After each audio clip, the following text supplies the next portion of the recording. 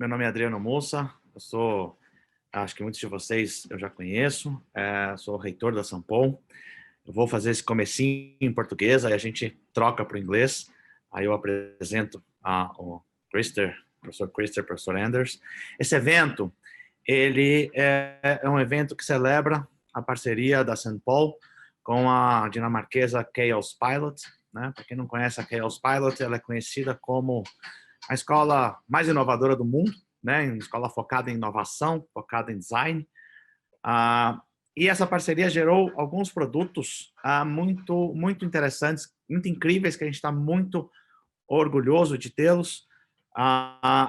Essencialmente, a gente tem um programa que é um High Impact Program, né? Que a gente chama Riding Through Chaos, Pilotando no Caos, um programa completo para lidar, né, para os líderes do futuro, para os líderes da nova realidade, lidarem com a complexidade, com o caos e com tudo que essa complexidade e esse caos trazem. Então, é um programa de aproximadamente 1 ano de duração, um programa de alto impacto, um programa que tem um pedaço Brasil, um pedaço feito na Dinamarca, na Chaos Pilot, um programa completo nesse pilotar no caos. Além disso, a gente produziu uma masterclass, que a gente no Brasil não está muito acostumado com masterclass, né? Mas ele é um curso curto, um curso intensivo e curto, né? Duração bem mais curta, intensiva, de 16 horas, chamada Innovation Imperative, que tem o mesmo escopo, né? Só que é um curso mais curto, onde a gente fala dos principais aspectos e dá algumas ferramentas para lidar com o caos numa solução um pouco mais curta. A gente também está produzindo alguns livros com eles.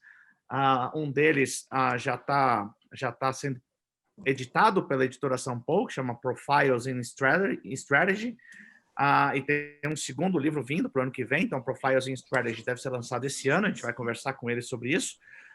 E acho que a pergunta, além desses 3 produtos que a gente vai conhecer aí ao longo do dia, ao longo da manhã, eu acho que uma pergunta que eu gostaria de introduzir assim, por que a gente está na Sampol trazendo aqui os Pilot falando do tema complexidade, do tema caos, né? Que no fundo é a linha mestre do RTC, do Riding Through Chaos, da Masterclass e do livro, né? De forma muito rápida, né? A gente trabalha com 4 tipos de problemas ou situações simples, complicadas, complexas e caóticas, né? Só para tentar ilustrar um pouquinho no mundo corporativo, um problema simples é um problema típico do nosso dia a dia, do tipo, temos que reduzir custo, né? Problema simples, relativamente simples. Um problema complicado poxa, tem que reduzir custo e aumentar a receita, né? Ficou mais complicado. Mas eu ainda sei como fazer, eu tenho as ferramentas de como fazer, eu sei caminhar para isso. O problema começa a ficar complexo quando alguma coisa muito diferente acontece, que tem acontecido muitas vezes no nosso dia a dia, que surge uma startup, rompe com o segmento, né, modifica completamente o segmento, vem uma plataforma, um ecossistema, destrói linhas muito bem trabalhadas, né, e isso tem acontecido, esses rompimentos têm acontecido com muita força no nosso dia a dia. Esse é um típico problema complexo. Ele é complexo porque as ferramentas que a gente usava para resolver os problemas simples e complicados não vão resolver um problema complexo. Vão dar muito trabalho, mas não vão resolver, até porque problema complexo não se resolve. A gente lida com eles, né? A gente aprende a lidar com eles. E o interessante é que antes a gente via setores sendo rompidos com as novas tecnologias, com as tecnologias exponenciais, muito onde setores com nítidos excedentes econômicos, né? Onde tem excedente econômico, tem um caminhão de startup tentando furar os excedentes econômicos. Só que isso mudou, né? A gente tem visto a proliferação de disrupções acontecendo em todos os segmentos, com maior ou com menor excedente econômico. Isso está acontecendo muito rápido, ou seja, a gente lida cada vez mais com disrupção. Se lida com disrupção, lida com complexo. E a nossa luta é para que isso não vire caótico, né? Porque caótico é o complexo não trabalhado, né? O Fórum Econômico Mundial coloca que isso, no último relatório deles, de outubro, né, The Future of Job Reports, ele coloca algo muito interessante, que a gente já sente, mas quando vem institucional, né, dele, a gente valida, que é, bom, as tecnologias exponenciais já vêm rompendo muitos setores, mexendo com o trabalho, com as organizações, com tudo. Aí acontece a, a pandemia. E a pandemia, em todos os dados que o Fórum Econômico trabalhou, fez algo interessante, que foi acelerar essas disrupções, que a gente sente isso, né? Mas quando vem um dado consolidado, ele assusta um pouco, porque ele acelerou as disrupções, e isso causa mais velocidade ainda, mais rompimento ainda. E aí, qual é o nosso papel como líder, né? O papel de líder muda, porque eu não sou mais a pessoa que traz as respostas, eu trazia as respostas no mundo analógico, no mundo organização máquina, onde frames funcionavam. Agora, com as disrupções, é inovar ou morrer, né? E aí design ganha muito protagonismo, desenhar a solução, desenhar o problema é parte de entender a solução, né? A gente lida mais e mais com wicked problems, né? Com problemas perversos, que é, por exemplo, uma disrupção de setor. E isso gera a inovação ser imperativa, isso gera uma mudança muito forte do papel do líder, que nós não fomos treinados. Nós não chegamos onde chegamos, né, cada um de nós, nesse cenário. Então, é um cenário muito novo, muito diferente, e a gente pouco tem de ferramentas para lidar com isso. É justamente esse contexto que os programas, né, que o Masterclass e que o próprio livro dos professores, ele aborda de uma forma muito interessante.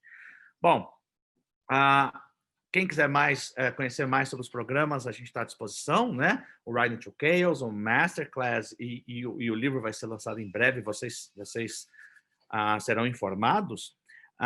E agora eu vou mudar para o inglês. Now I'm going to switch to English. To introduce, I'm very proud to introduce our speakers, Professor Christer Windelov Lindezelius, and probably I pronounced it wrong, but Christer is the principal, is the CEO and dean at Chaos Pilot, a renowned disruptor in higher education. Chaos Pilot is recognized by UNESCO for challenging current practices by introducing highly innovative educational design that develops leadership and fosters entrepreneurship. His area of research at Tilburg University and the Theos Institute evolves around strategy, leadership, and innovation. And Christer is also a visiting professor at Stockholm Academy of Dramatic Arts, on the academic board of Mobile, and is an associate scholar at the Institute of Leadership and Sustainability at Cambridge University. He has lectured and advised companies on 5 continents and worked in more than 25 countries for private companies, NGOs, and public organizations alike. Professor Anders Drager was one of the youngest in Danish history to be appointed full professor at the age of 34, mainly due to his impressive track record as a researcher who has been published extensively at the international scene, totaling more than 200 publications in general. Underutilized his new position at Aarhus Business School to start Strategy Lab, an innovative university organization devoted to research, teaching, and knowledge creation about strategy and strategic innovation. Under is a much celebrated speaker at numerous events, external sparring partner for a number of organizations, and a member of the board of number companies. And I have the privilege to announcing that Professors Christer and Anders are now our distinguished visiting professors. So thank you very much for accepting our invitation, Professor Christer and Professor Anders. We are very, very happy to intensify this relationship bringing you closer to us, our country, and our students. Thank you very much.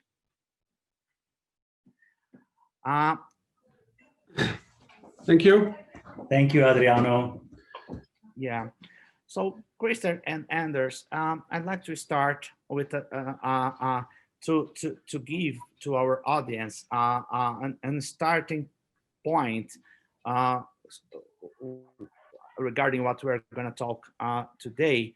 And the first question is, what is complexity? What is chaos? Because to us, in a common sense, we are very used to say things like that.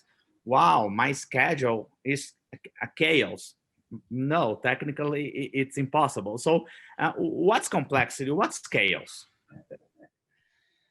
Well, I can start. When we speak about chaos and complexity, we have to understand from where we are speaking. Do we speak from a natural science point of view, like mathematics, physics, or do we speak from a more social and cultural view on the subject? Whereas in mathematics and in physics, it has a relatively well-defined size to what we are talking about. Whereas maybe in the social science, it is slightly more obscure, but the simplest way to look at it is anything that you don't fully understand, anything that is simple, that is not simple, and anything that you cannot really justify why things went as they did, that could somehow point towards a situation, a challenge, or a solution being more or less complex. How would you look at it, Anders? And just I totally agree, of course. In continuation, that's complexity. If you talk about chaos, then again, from a managerial perspective, that's what interests us. Chaos are situations in which you have no control. I can give you an example. We all know that at least in Denmark, in one day, the whole country shut down because of COVID-19. The whole country shut down. One of our collaborators lost 95% of all of his total sales in one day, probably in 1 minute, in 1 second. In that situation, you're totally out of control. And that's what experience as chaos, which is why would you say, Adriano, my calendar or my schedule is chaos? That's a contradiction of terms, because there is a schedule. You're just messy. I know the feeling myself. So chaos as a manager are situations where you have no control.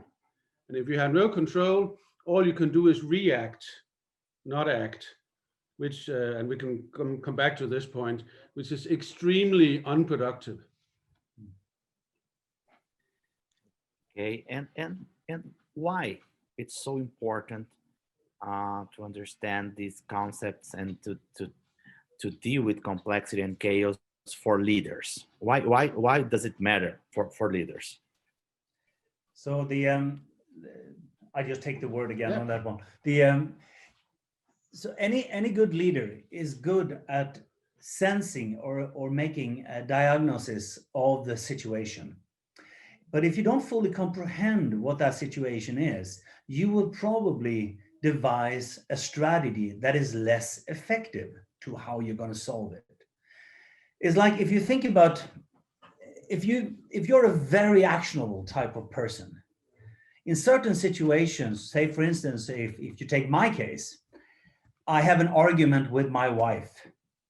And the minute I act, the minute I start to do something, immediately, I may misinterpret that situation. I don't fully understand the depth or the width of that situation. And I just engage in something. And suddenly I create a bigger problem that actually originally existed.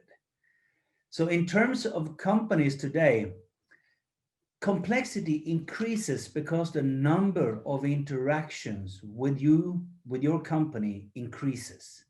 It's an effect of globalization, it's an effect of competitiveness, it's an effect of a number of things where our companies today become more and more open systems. And with those impulses that come from between systems, it becomes more and more difficult to understand what is it all about, what type of effect does it have on me. And if we don't fully appreciate that as managers, we will continue to use the same methods as we did in the old paradigm, and it will simply be counterproductive to what we try to accomplish. And just to supplement, again, I don't think the world necessarily changes any faster than what it used to. Fast change has been evident all throughout history. What is changing the most, I think, as Krista says, is complexity.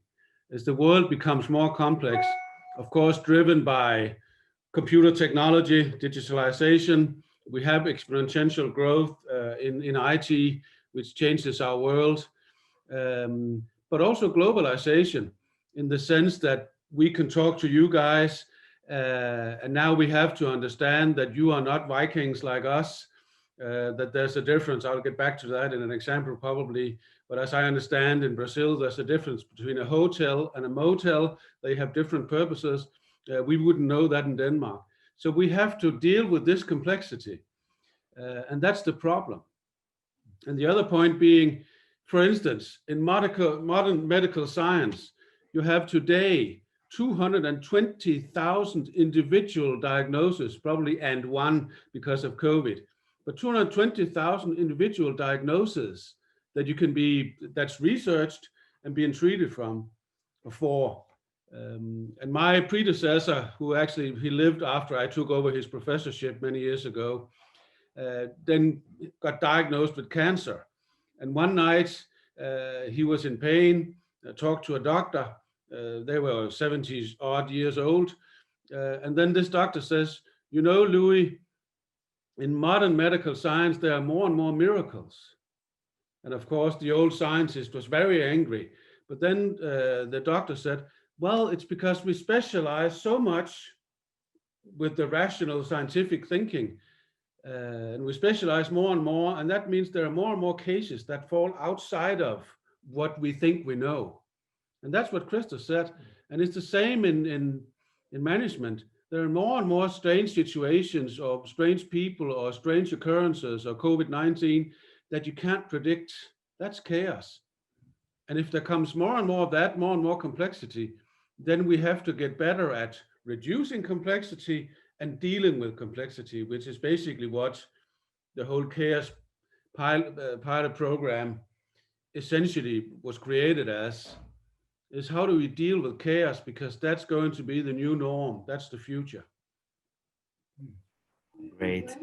And in this sense, in our previous discussions, you both always say that leaders should expend 80% of their time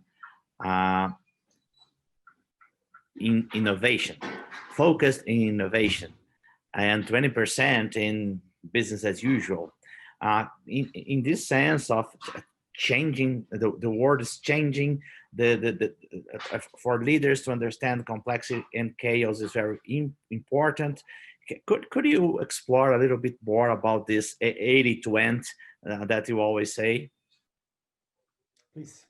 Well, we can try. Actually, it actually comes from Japanese quality management thinking. But in a sense, what you can say is today, most people know how to manage themselves. They know how to manage their daily operations. You don't need, as a manager, most parts of the world, to attend too much to that. And increasingly, because of IT technology, many of the simple tasks in life or in work are now automated. At Amazon, you can get fired by a machine if you don't comply to your job description.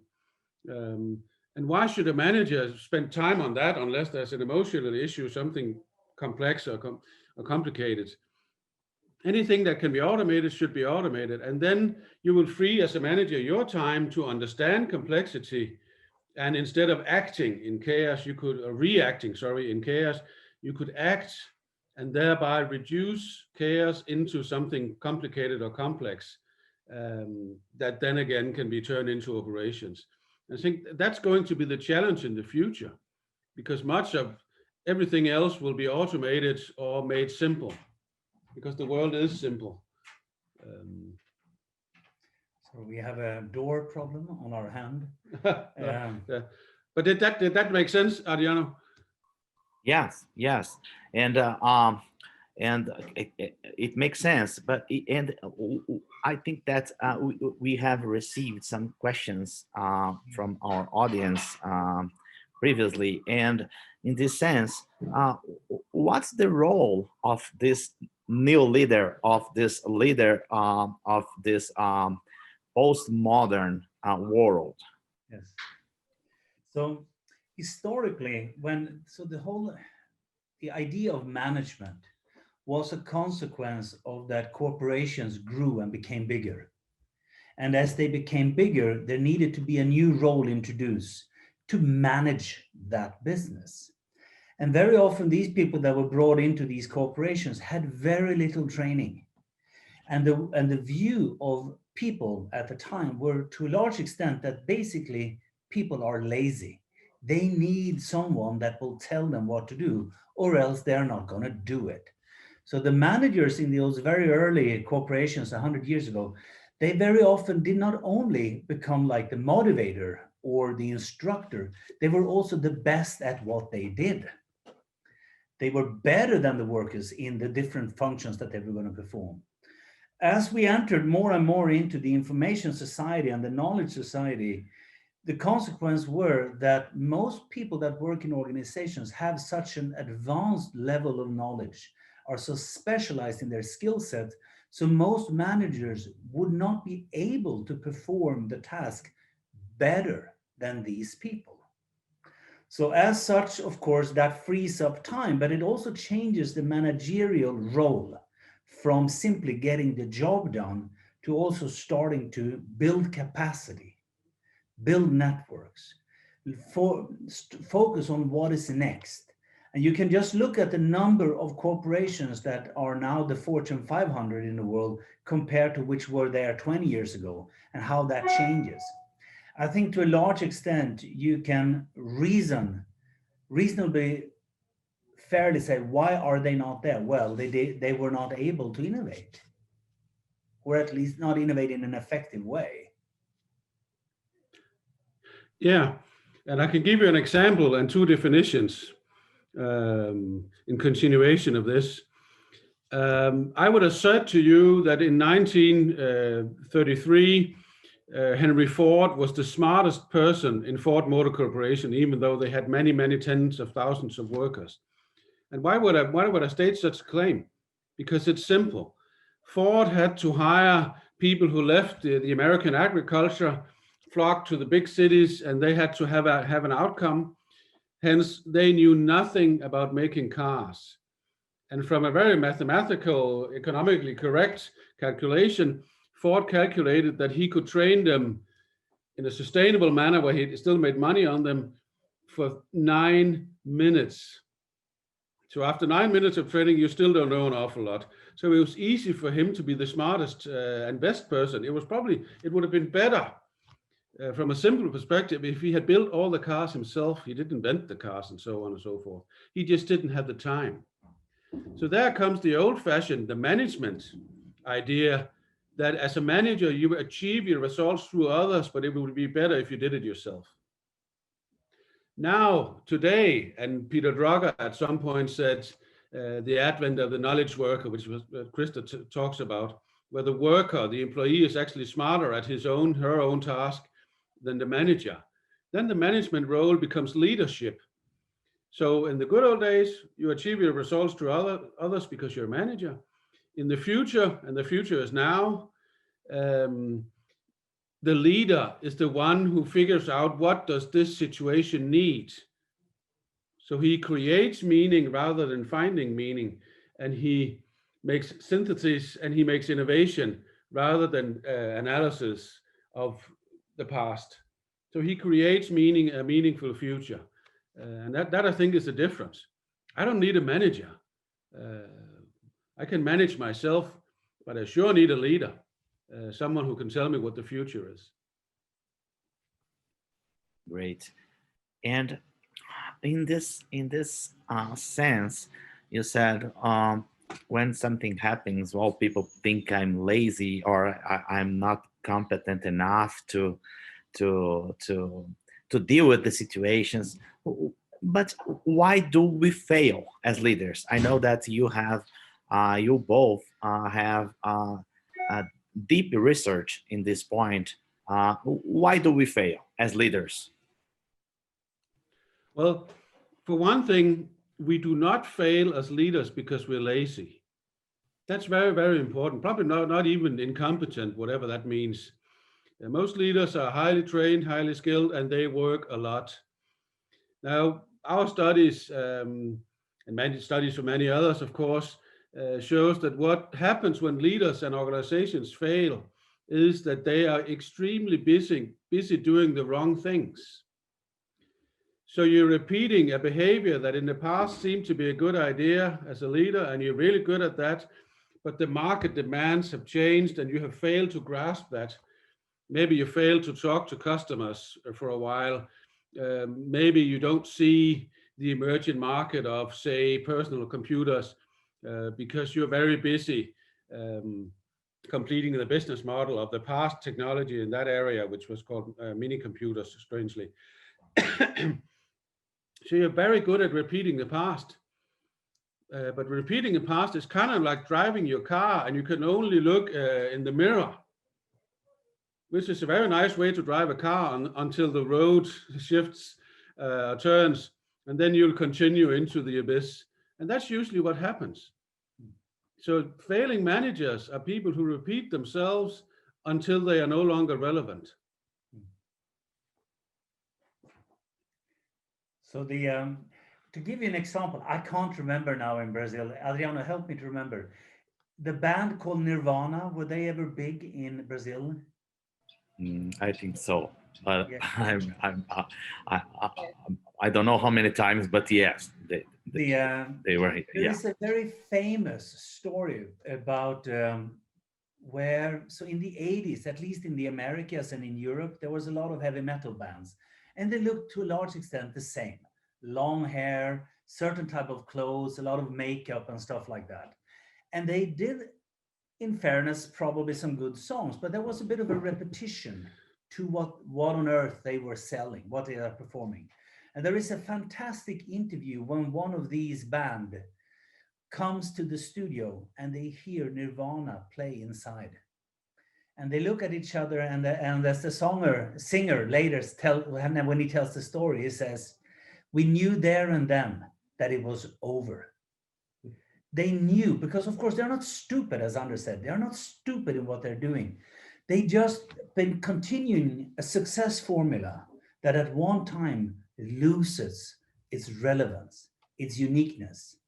So they lose some of that sensibility that is needed to be on the edge and to be on the forefront and to continuously play an important role in other people's life. And at one time, you just get the feedback. May that be the abyss where your car went, or if it's in the studio when you hear Nirvana. Yes, and just a quick comment on this. There's hope. That's why you should attend our masterclass. The hope being, sometimes you're tempted to take an analogy from biology, say survival of the fittest. Survival of the fittest is not that the strongest survive. Survival of the fittest is, according to Darwin, for biological systems, that the most adept at change, because the environment changes, will survive. So survival of the species is the species most adapt to new environmental conditions. We talked about that. New business conditions will change. There's great news here. The great news is organizations are not biological systems. Of course, they're not machines like we thought in the 1930s and onwards in the industrial society, but they are not biological systems. So that means an organization or even a manager can change his DNA as a manager or an organization. You can acquire new skill sets, you can learn new things, you can grasp the future. I don't know if any of those great rock bands actually changed I seem to remember even Queen or Rolling Stones, you must know them, in Brazil. Some great videos of Rock in Rio with Queen. At some point, they tried their hand at disco. Didn't work very well, but at least they tried because they saw punk or whatever emerged long, long before Nirvana. So as organizations, we can change our mindset. Krista earlier mentioned to build capability. So the success formula is not necessarily the way to the grave if you grasp the future in due time, or even change the formula of success or create the formula. Then you're cutting edge. That's innovation. So we can innovate ourselves to new DNA and then avoid chaos. Great. And innovation is mostly connected, especially in our mind, to technology, but it's not necessarily related to technology. Is that right? Yeah, absolutely. So I think the way we look at innovation today is that it's every aspect of life, as long as it's new, as long as it is valuable and have some sort of social utility, then, and it's acceptable. That's another part, but that probably comes within social utility. There are indeed questions today if innovation can be understood even beyond the marketplace. In the classical idea of innovation means that if you create something but you don't sell it, it's not really an innovation, or that it's not turned into something. But there are certain professors that argue that so much up as to 20% of an economy is made up by innovations that doesn't go anywhere beyond the innovators or a very small group of people. So I think it's very worthwhile to consider innovation on a broad scale, because it simply helps us to revisit, reimagine our everyday practices and what everything our company stands for. Yeah, and I'll even sharpen this. I'll try and show you, if you can see the picture down here as an illustration. On March 10th in Denmark in 2020, I look like this, and this is Will Smith in a movie where a virus has wiped out the world, so they all become zombies. And this is how he looks when he discovers that the zombies can now walk in daylight, which means as the last person on Earth, he's kind of in trouble. So that's that, and that's how I looked on the 10th, because on the 10th of March in Denmark, I had been in what you would call a motel with my current girlfriend. We'd been doing stuff that did not involve watching the news. At some point, we leave this place because we want to get something to eat. And at 7 in the evening in Denmark, the entire city has closed down while we were doing other stuff. And we panic, and I call my teenage daughter, say, what has happened? And then she can tell us that it's been all over the news, not unbeknownst to us, that the whole country is going to shut down the next day. Now, the reason I'm telling you this story is not because I want to comment on my love life, but it's to say what we discovered the next day was that we had to do online teaching. And we had 2 days to prepare that. And I'll assert to you, that's the point here. This was never about technology. And I'm sure you don't agree, Adriana, but because you have a great leap ahead of us with Project Paul. But nonetheless, for me, it was never about technology, because the technology was already there. There was no problem to do speech to PowerPoint. It took 2 minutes, or do webinars, or do these kinds of things. And the technology had been there for 15 years. We just chose not to change our behavior. And it was a great shock to me. I looked like Will Smith because all of a sudden I had to do webinars. And now you send me a template with 8 different things to do when we do online courses, and I have to learn new stuff. I'm too old for that shit, but that's the sensible part of it. And I'll assert to you, it's never about technology. And this is said in all due respect, because you guys spend a lot of money and a lot of resources on developing this kind of technology. But for me, Yeah, it's about no, but behavior. I fully agree with you. We develop technology, but it's not about technology. Technology is the mean, not the end. No, and that's really important.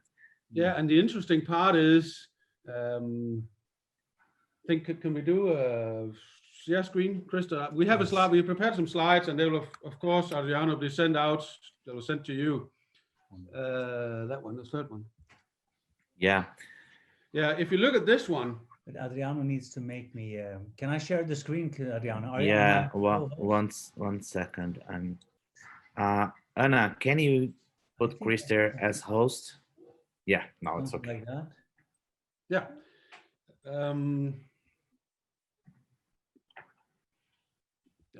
It's okay. If you go to presentation mode, I think that it's gonna be better.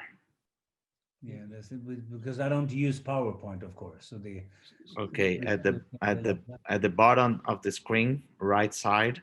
Presenter view. Could be that one. Yeah. Something like that. Yeah, but I think it's big enough. We won't waste time. Okay. But this is an illustration from a book that's actually from, as I recall, 1996 or something. It's old, but this is it could be. We've known about disruption for a very long time. And just a funny illustration. I don't know if you can see this, but when I got home on March 11th, I went into my library. I have a library. And then I found a book called The Third Pandemic, which from 1997, which very accurately predicts the emergence of something like COVID-19, albeit in the book, 60% of the world dies. That's not fun. But what we know is because technology evolves so fast, it outruns us. We have been thrown technology in the face. And the next thing that happens much, much later is we change our behavior. That's social systems in the model. And then at some point, the marketplace, figures out a way to make money out of this, because apart from survival of the fittest and the other evolutionary principle, which is sexual choice, always made by females apparently, then the marketplace is the most major change mechanism in the world. And then at some point, political systems change. But that's much, much later. And like Krista says, there are huge gaps. And lots of things emerge as what we would call social innovation, or simply just changes of behavior that no one actually brings to the marketplace because there's something else. So again, just to assert you, I don't think this has much to do with technology anymore.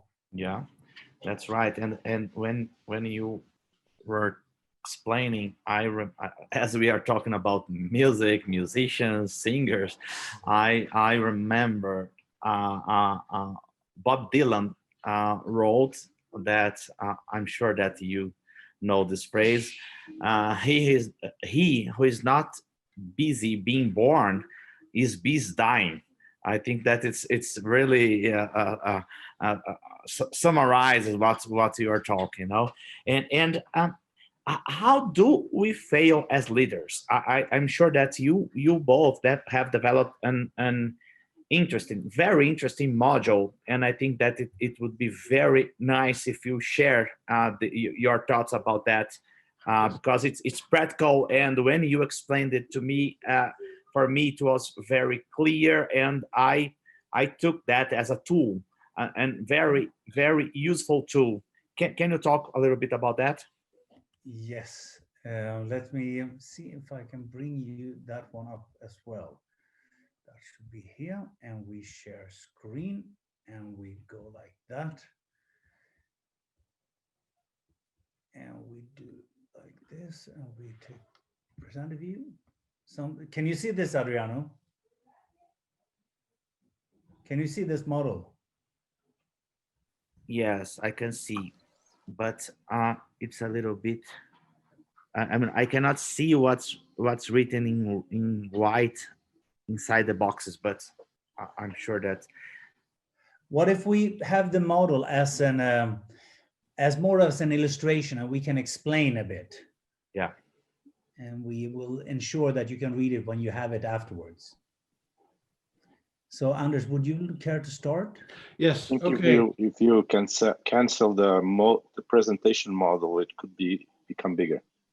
Use slideshow, maybe. I don't know.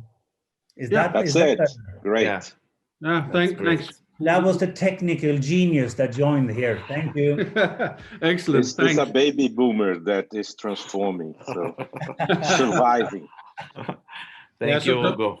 So now we established that we are just old farts. Thanks. Okay. Okay. Now, what we've done is with our research is to study, I think, 63 different models of failure, because we thought that'd be interesting. There's lots of models of how to succeed, but how do organizations fail? In the beginning, organizations succeed if you look at the model by developing alongside the market. That is, the organization or the founders, the managers have some kind of more or less clear understanding of what the market wants, what customers want. They transform that into a market image that they can communicate. If you go down in the model, that's the image that makes sense to the employees, parts of the organization, other shareholders and stakeholders, which then, if the organization, as long as it's green and successful, will create positive values. At the same time, you will develop skills and processes that deliver value that the market or the customers appreciate, and no more than that.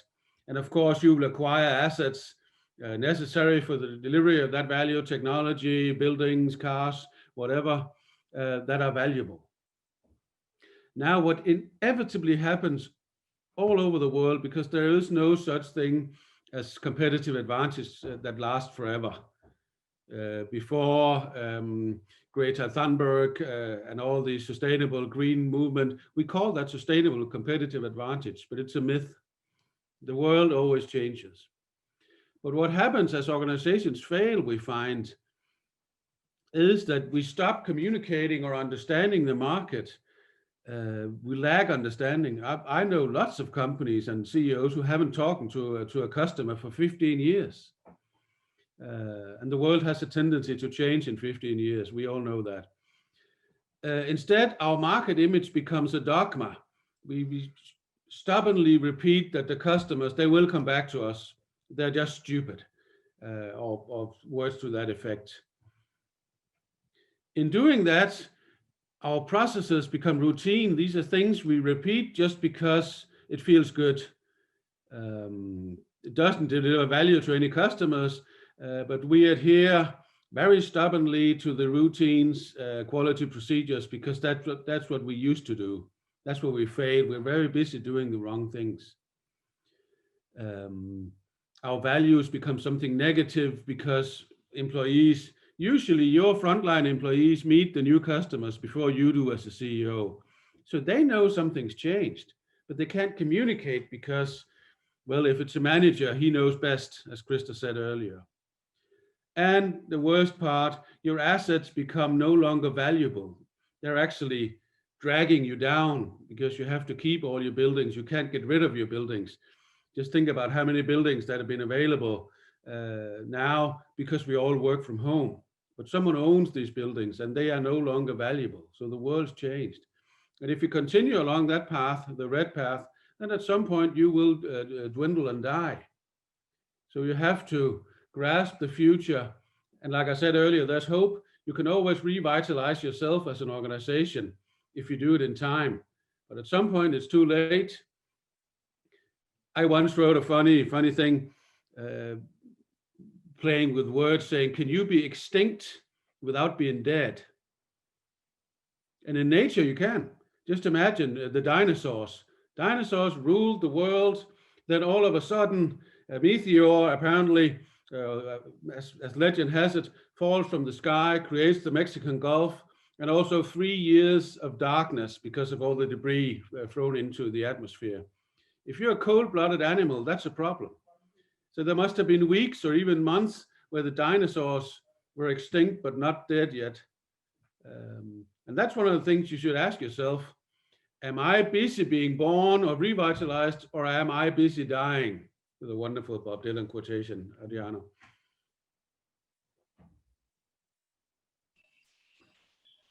Great. Uh, we have everyone. If you'd like to ask questions, please, you can use our chat on the right side of your screen.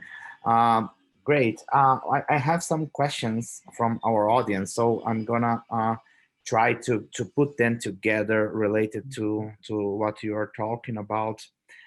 Uh, uh, Andrea, she asked us uh, uh, if my if the lead if the role of the leader is changing, it's there is a change. I'm not the person to give answers, but I am the person to ask questions and ask good questions. um, how to implement a culture of asking questions, because we are not used to that, and everyone give the right path is a kind of power. No, because I have the power, I have to say I can, and I have, and I must say the path, the way we are gonna go. So how do you think we can implement a culture of asking questions? Because asking question is related to what you have talked. Because I have to perceive, I have to feel the change, and how can we do that in your experience? So there is a difference from starting a company and changing an existing company. The in my experience, what happens is that leadership or management, for that matter, is often is a result of power. That power can come from many different sources. You can be appointed by God. You can be born into power. You can have achieved it, for instance, through knowledge. There are different sources of power. As a manager, your power is effectively associated with the position, your employment. And very often we associate that with having that you should know something. It's the place where you would go to have an answer. So your view is accurate that it's quite difficult for a manager then to change and say, when an employee come and ask for an answer, say, well, should we go left or right? And you say, I have no idea. What do you think? It is not that easy. I think very often what is needed is in order to make such a transition, leader needs to be better in asking good questions. There is a massive difference between just moving from answers to questions than moving to good questions, questions that leads the curiosity further. And if employees experience good questions, they often regard their manager with equal level of authority. The problem is if managers suddenly have went to a course and then learned to say, I'm going to ask questions, and in reality, it's not good questions. It could be, first, it's a question which you are not really interested in hearing any answer to. I've had many managers that have questions, but in reality, they really don't care what you respond. The other thing is that it's not a question that lead the person that asks somewhere. The question doesn't lead you anywhere. And that is what a good question is all about. It is to go further, to go deeper. It is to provoke something in you. And it can be very, very simple. It can be if someone comes with you, for instance, with a suggestion about a campaign for new products. And you as a leader would be sitting here and the company said, what do you think about the campaign? Very often what we experience today is that again, the leader say, I like it or I don't like it. But perhaps would be better would be for the managers to start by asking, so what have been your considerations in promoting this? Why do you suggest this one to me? Who have you spoken to? What needs to be true for this campaign to be the right for us? But it goes two ways. The employees should also be good at asking questions. It's not just the manager. The employee could ask the manager, what do you like about this one? What is it you like about my suggestion? So there are different ways to engage in conversations with question that explores, that's in deepen, that takes it further than what we normally think of. Yes, and just two things again. It's always two things with me, apparently. One is, this is what actually what Chris is saying. This is what we tried to do many, many years ago at the Chaos Pilots, is to see the manager's job as design.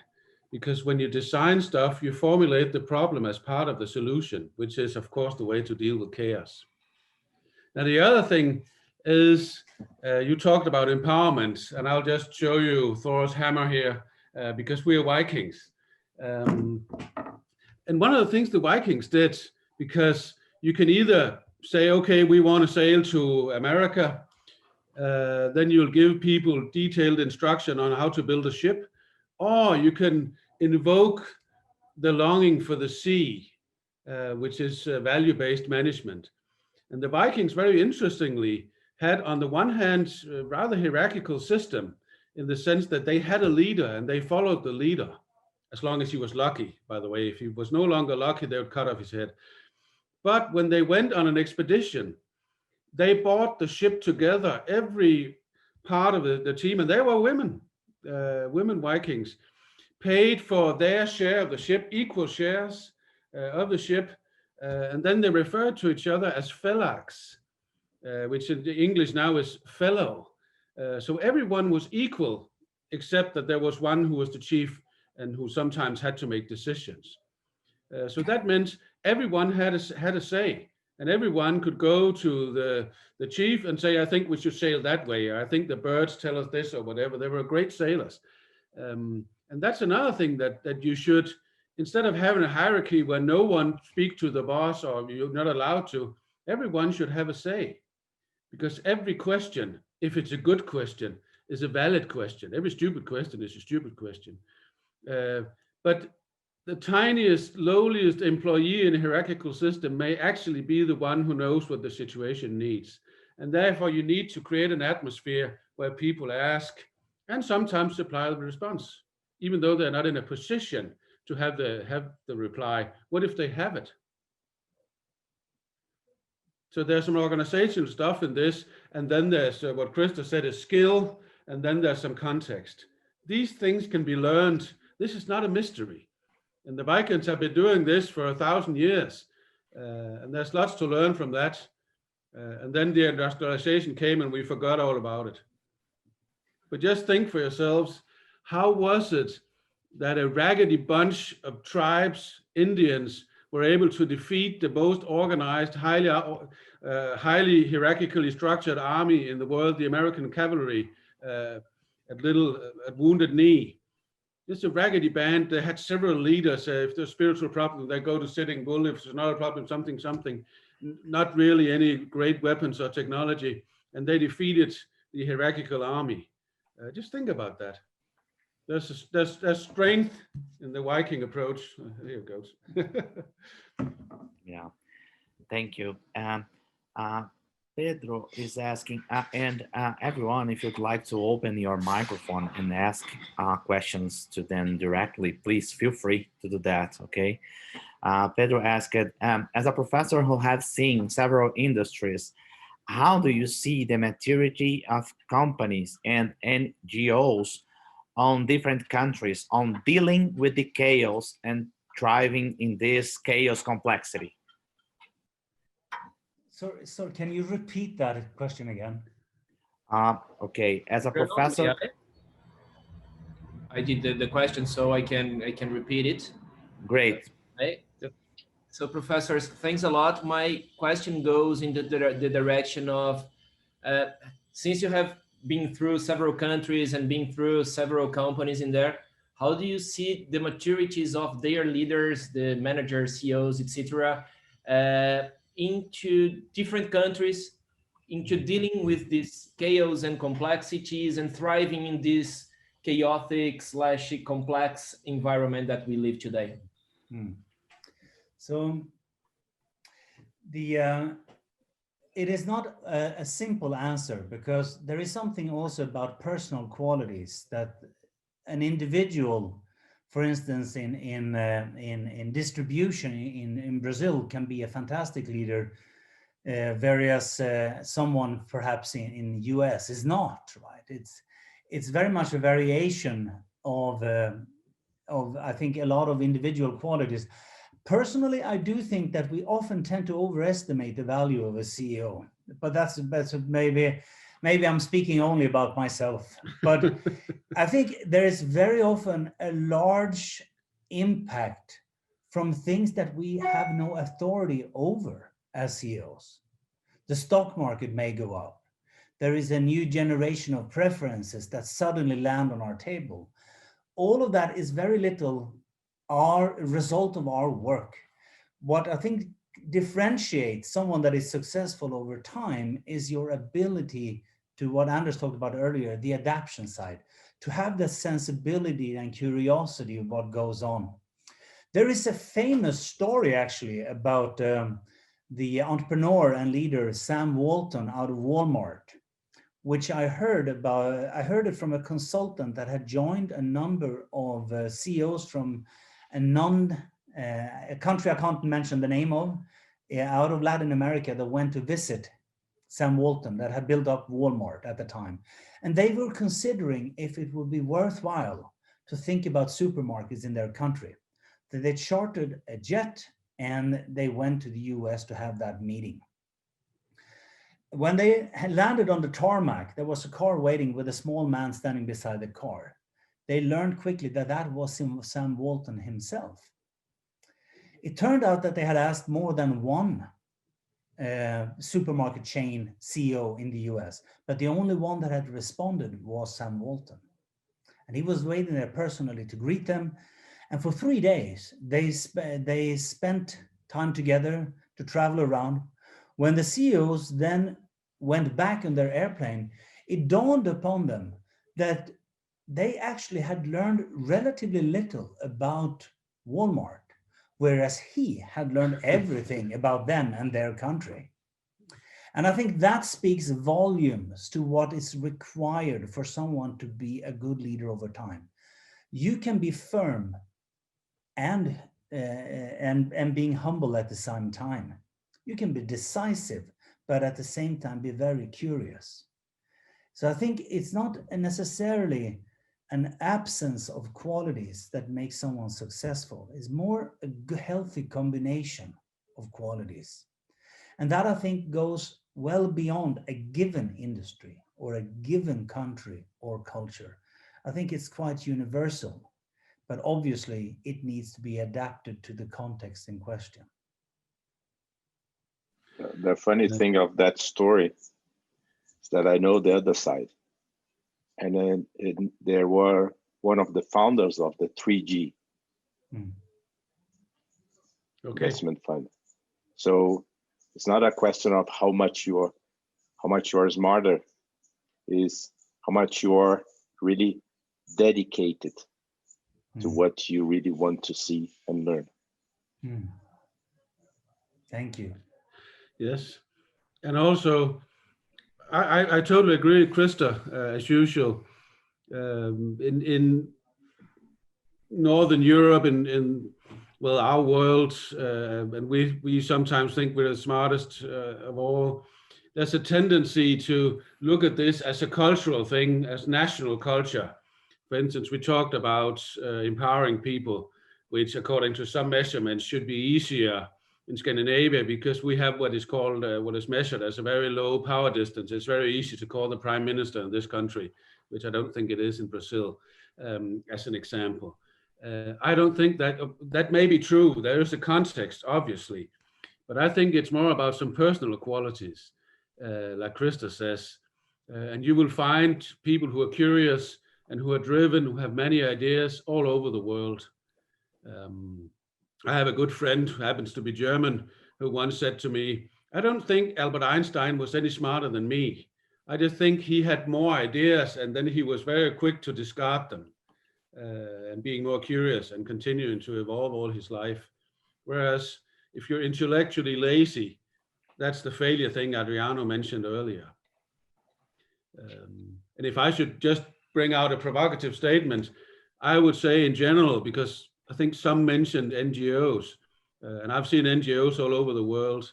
The best entrepreneurs in NGOs all over the world I've met happen to be female, because there's still difference between the male and then female gender, or whatever genders there now are in between. But nonetheless, and you will see females in Africa, for instance, where we worked with charity, who has great purpose because they want to protect the family, because they want to expand, they want their children to feel better than themselves. Whereas, at least in Africa, where I've been the places, the men just feel sorry for themselves, and then they turn out to be, or seem to be, rather lazy. I understand the living conditions are horrible, and I can understand it. It's hard on them. But women seems to have more drive, many places in the world. Great. Anyone else would like to open your microphone and ask questions? Okay. We were having a discussion here in the chat area that I'd like to bring it to you to see your opinion. It's about generation, Z generation, millennials. We have a lot of. It's very common. We put everyone in a box. No, so we say that they are. They don't have patience. They really want fast answers, 2 seconds faster. We say here, there is a philosopher here that they say that it's geração miojo. It's I don't know the correct translation, but it's those spaghetti ramen, Japanese ramen, that it's prepared in 2 minutes. So they say everything should be done in 2 minutes, and we are talking about asking questions, and we are talking about asking the right question, the good question. What's the good question? Now Michelle is asking, what's a good question? And what can we expect? Because we are discussing here in the chat. The problem is that this generation, they are going to be the leaders in 20 years. And is that a problem? How do you see the situation? Yes, I don't think it's a problem. I think it's a solution. And let me just try with a brief story. One of my favorite media is Financial Times. Denmark is too small a language area to have a decent media. But nonetheless, in Financial Times, there was a wonderful article about my children's generation. And given, I mentioned a girlfriend earlier, at the time she was 26, and she was mopping the floor with me, and I'm a professor, because she's much smarter than me. And our grandparents' generation, they grew in average 13 centimeters in the time after World War II, because they were decently fed. You actually had to change furniture and do all sorts of things. And my assertion was, or is, that the generation that's 25-ish today, they have grown 13 IQ points in 1 generation, probably because of complexity, because they have to deal with much more complexity. Now, I told this to some of my old students, and we were all old and gray and grumpy. And then one of them said, my son at 18 says, Mom and Dad, you're useless to me, because every question I ask, I can get 3 answers much better and much faster from Google. And then we had a long discussion about it. That's the importance of this story. Critical thinking and complexity theory. And that's why we are coming to you, and that's why we're working together, because the whole key is we know complexity theory. It's an old discipline. The wicked problem is invented in 1960, but we managed to forget about it. And at university today, you don't teach critical thinking, which is the answer to what's a good question. It's a critical question. It's a forward-looking question, all the things Krista said earlier. So I don't think it's a problem. I have great hope in that future generation, because I think they're smarter than us. And the article in the Financial Times also showed that they are measurably proven more intelligent than us.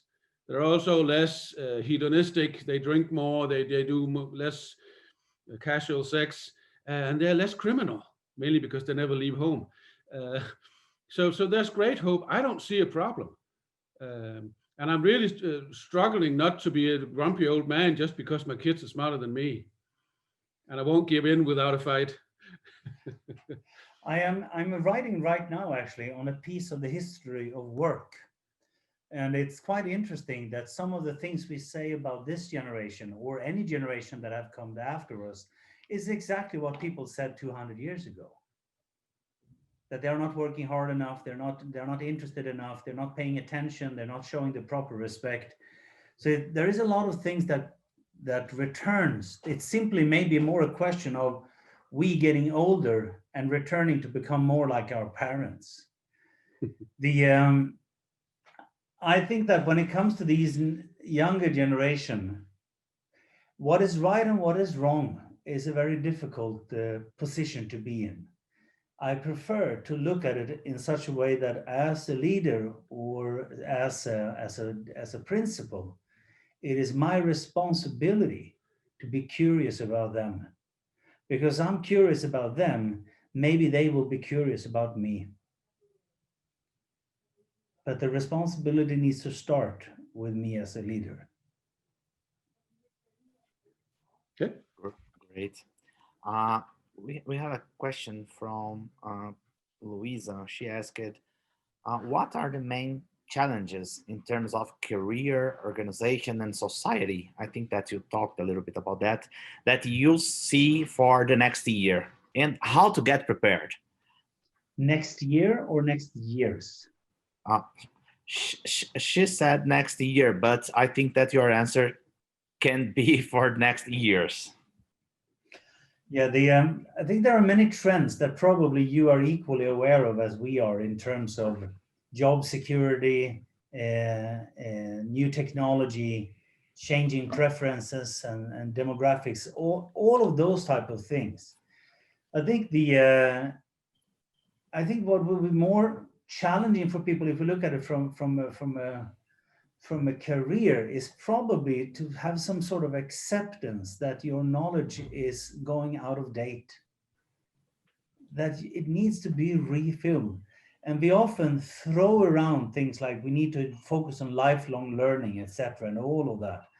But in reality, if we would do a self-assessment and maybe just look at how many books do we read, how many new skills have we learned, what is our plans, how do we set time aside, how do we clean up, as you said with your calendar early on, have you set time aside to learn something new?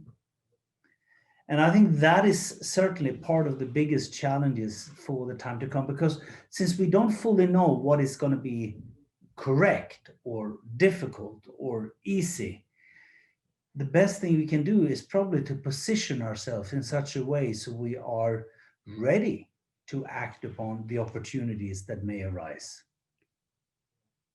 And I just to supplement, in one word, I would say the challenge is that all things will become temporary. Your career will become temporary. You might even work in more than one organization at a time, which is very complex.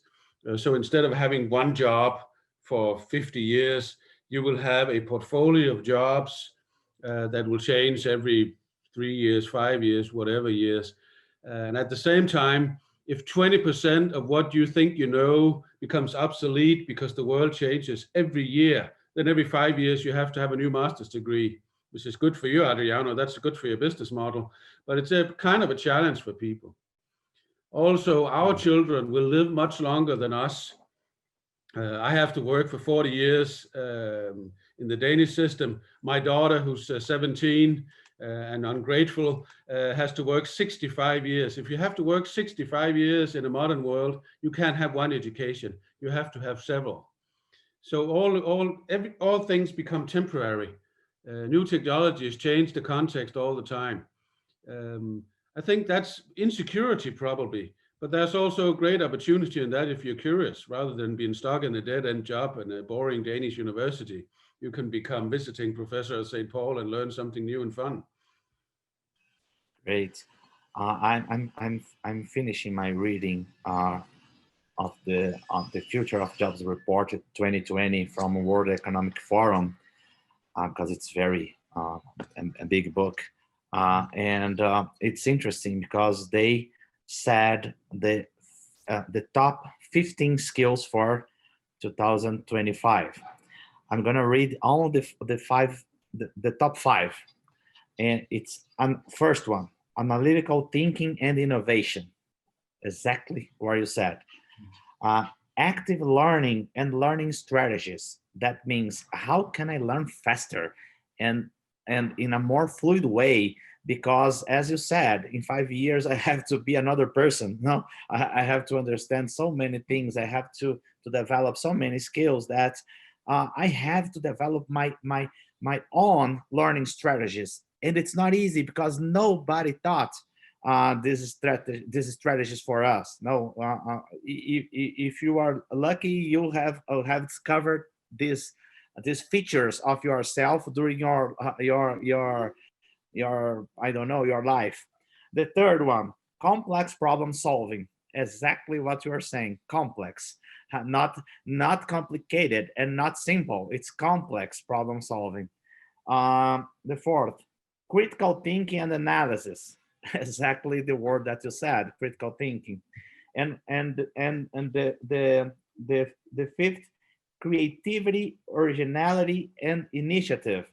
So these five competence, they are very hard to develop. These skills are very hard to develop, and they are top 5 according to the World Economic Forum. So it goes in the same direction that what you said. It's very interesting. Yeah, but the good news, Adriano, is that we know a lot about this. Like I said, complexity theory is old. If you look at Krista made a wonderful book on complexity theory and innovation, based on his PhD that's out on an international publisher, Rootless, as I recall, where he maps the history of innovation. And this is not new. We've had innovation as a concept since the antiques, since the old Greeks. The Vikings were enormously innovative and knew what it was. So we know these things. And these 5 skills are teachable and they are learnable. And well, if I can be a little bit commercial, that's what we're trying to cover in our work with you, is that these are the important skills. In the future, it's not enough to be a specialist in something. You actually have to be what we would call a chaos pilot, where you can go across disciplines, which is also how innovation is made. It's by connecting different disciplines. And then probably you should know something. But it's more important to ask the right questions than it is to provide the wrong answers. Great. And Courtney is commenting in our chat. He believes that we don't need to learn faster, but smarter. We need to learn what we need to use, and only this, because he's talking about creation. What about creation? How to develop creation? Would you please share your thoughts about that? How to develop creation skills, because it's very hard to develop. Yeah, so the question is also actually quite difficult, because it takes into account a number of assumptions of what is creativity, and do we believe that that is teachable, is learnable, can it be relearned later on? There are a lot of things around it, but on a personal note, I think that creativity is absolutely possible to learn. It's a matter, it may be a qualitative distance. In the same way, like, I will never, ever be Pelé as a football player. It is simply not going to happen. But I could perhaps have been a decent one if I would have engaged and trained a lot. And it's the same way here. I don't think that everyone, just because that you take a creativity class or engage in doing a sculpture at home, that you suddenly turn out to be the greatest sculptor in the world. we will have to live with that. There will be qualitative differences in this area as well as in anything else. But that's not the same as to say there is no point in doing so. Many of these skills that you talked about for the future, there is a reason why they are mentioned in this report. And that is probably also because that it's not so easy to quantify them. It's not so easy to get a machine to be able to do just that. And as such, they point out that this is what people need to focus on more. If it would be easy, well, they would probably not be on that list. Yeah, that's right. That's But right. importantly, this is not magic. This is something that can be trained. And if you believe in modern pedagogical theory, then you would know the theory that at age 4, most children are geniuses in many different things. They are creative. They also know logic and some math or whatever. They have a great sense of their body. So if you stimulate them at an early age, you can develop these things. Like Krista said, we can't all be geniuses at 18. But for instance, my youngest daughter at some point announced that she wanted to make animation movies. And then I did the research because we have one of the greatest animation training environments in the world in Denmark, and I happen to know the CEO.